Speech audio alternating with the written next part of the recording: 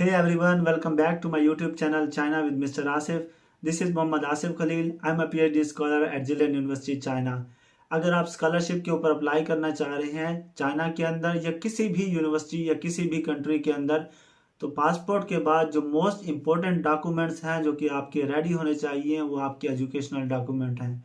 जी हाँ, अगर आपके एजुकेशनल डॉक्यूमेंट्स रिस्पेक्टिव बोर्ड से या रिस्पेक्टिव यूनिवर्सिटी से वेरीफाइड नहीं होंगे तो किसी भी आप स्कॉलरशिप के ऊपर अप्लाई नहीं कर सकते, मोर स्पेसिफिकली चाइना के अंदर।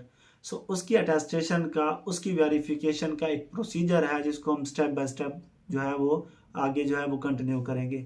सबसे पहले हम बेसिक से स्टार्ट करते हैं और हमारी बेसिक जो है वो मिनिमम लेवल ऑफ एजुकेशन जो है वो मैट्रिक होता है। मैट्रिक के बाद इंटरमीडिएट और इंटरमीडिएट के बाद हमारी यूनिवर्सिटी की एजुकेशन आती है। तो सबसे पहले हम मैट्रिक और इंटरमीडिएट के डॉक्यूमेंट्स की अटेस्टेशन के बारे में बात करेंगे कि किस तरह आप अपने बोर्ड से जो है उन डॉक्यूमेंट्स की अटेस्टेशन को कंप्लीट कर सकते हैं। और उसके बाद जो है हम यूनिवर्सिटी की अटेस्टेशन की बात करेंगे कि किस तरह आप अपनी यूनिवर्सिटी से या HEC से जो है वो डॉक्यूमेंट्स अटेस्ट कर सकते हैं।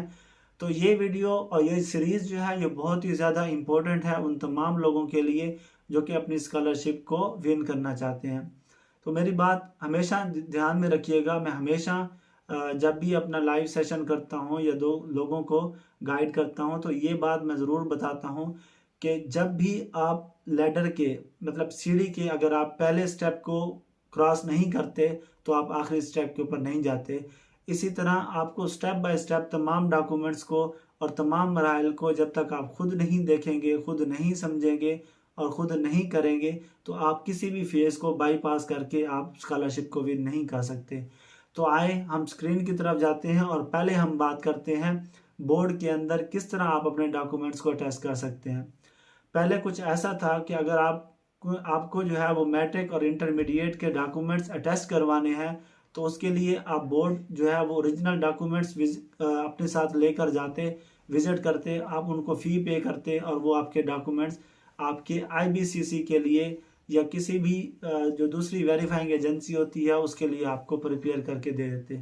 लेकिन अब क्योंकि पाकिस्तान के अंदर डिजिटलाइजेशन आ रही है, पाकिस्तान के अंदर मॉडर्नाइजेशन आ रही है और वो अपने सिस्टम्स को अपडेट कर रहे हैं, तो अब जो भी स्टूडेंट हैं जो अपने डॉक्यूमेंट्स को अटेस्ट करवाना चाहते हैं बोर्ड से, मैट्रिक के हों या फिर इंटरमीडिएट के, तो उसके लिए एक अलग से प्रोसीजर है और उसके लिए इंटरनेट के ऊपर बहुत ही कम मवाद है।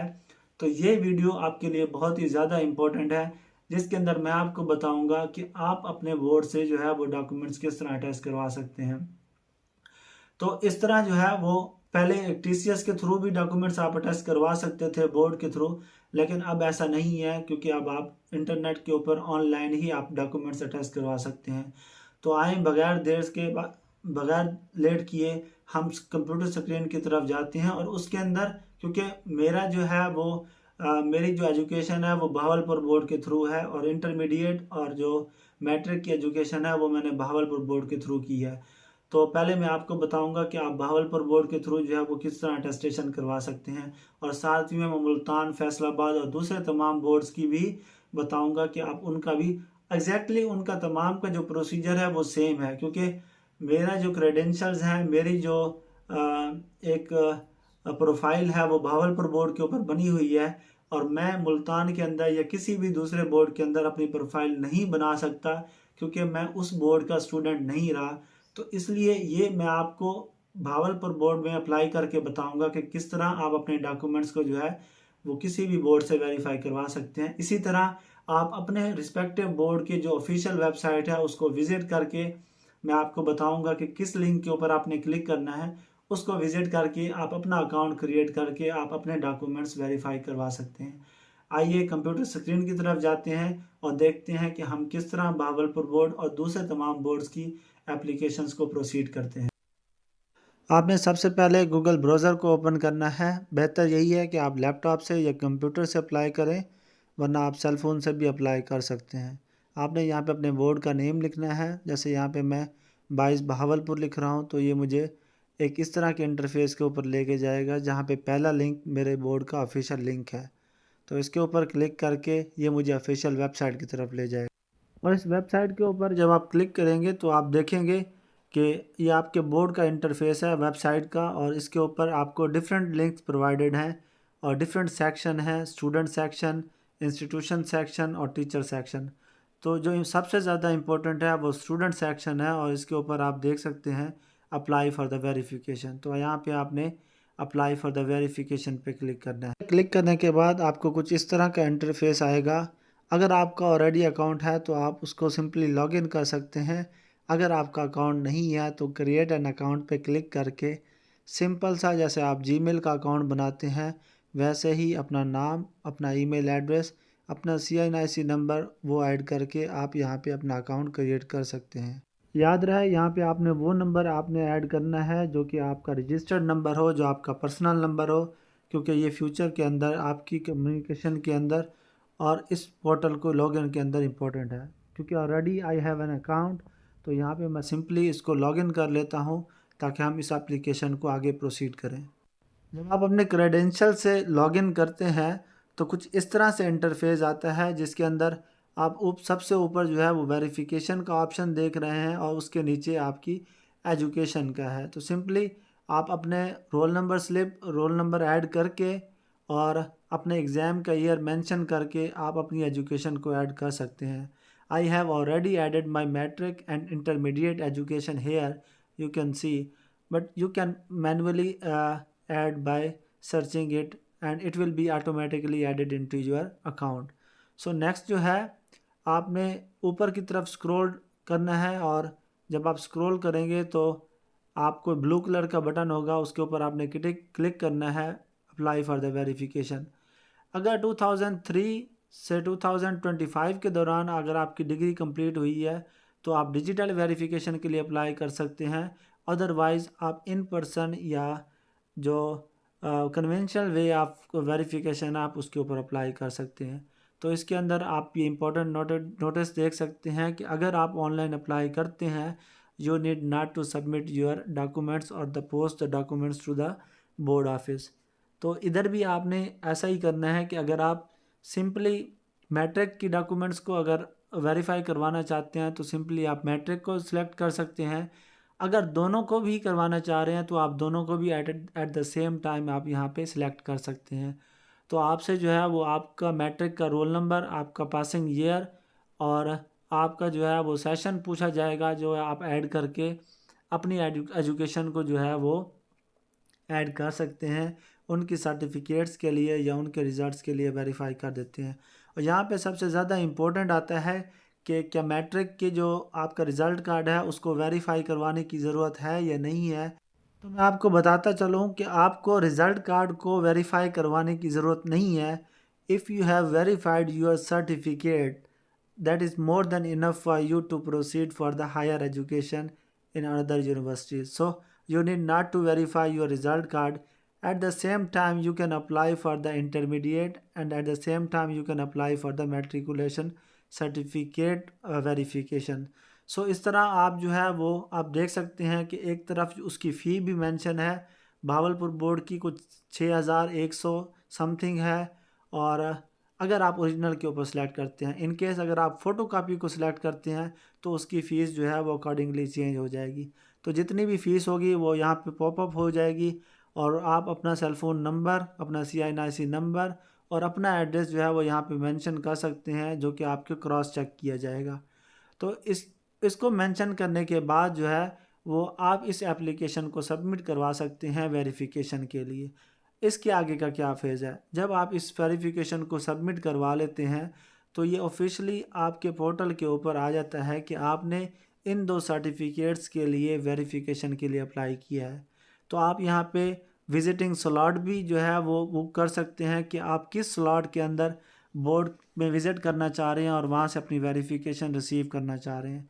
तो इस केस के अंदर आपकी जो सर्टिफिकेट्स हैं या फिर जो आपके रिज़ल्ट्स कार्ड हैं या मैट्रिक की जो सनद है वो उसकी आपकी फ़ोटो कापीज़ भी आपके साथ जाएंगी, आपके CNIC की, आपके बाबा के CNIC की कापी, वो भी आप वो तमाम डॉक्यूमेंट्स आप अपने साथ लेके जाएंगे। और इसकी जो एंड डेट होगी, जो इसकी वैलिडेशन होगी चालान की, तो उस चालान की वैलिडेशन से एक दिन पहले जो है इसको पे करना ज़रूरी है। अगर आप एक दिन पहले इसको पे नहीं करते तो ये आपका कंसीडर नहीं किया जाएगा। इसी तरह से सिंपल सा आपने ब्लैक एंड वाइट आपने इसको प्रिंट आउट करना है और प्रिंट आउट करके आपने इसको अपने रिस्पेक्टिव बोर्ड की तरफ लेके जाना है, या फिर आप इसको यूबीएल, जैज़ कैश या इजी पैसा के थ्रू भी आप इनकी एप्लीकेशन फ़ीस को पे कर सकते हैं। जो ही आप इनकी एप्लीकेशन को फ़ीस को पे करेंगे तो आपका स्टेटस चेंज हो जाएगा कि आपका जो एप्लीकेशन फ़ीस है वो पे कर दी गई है।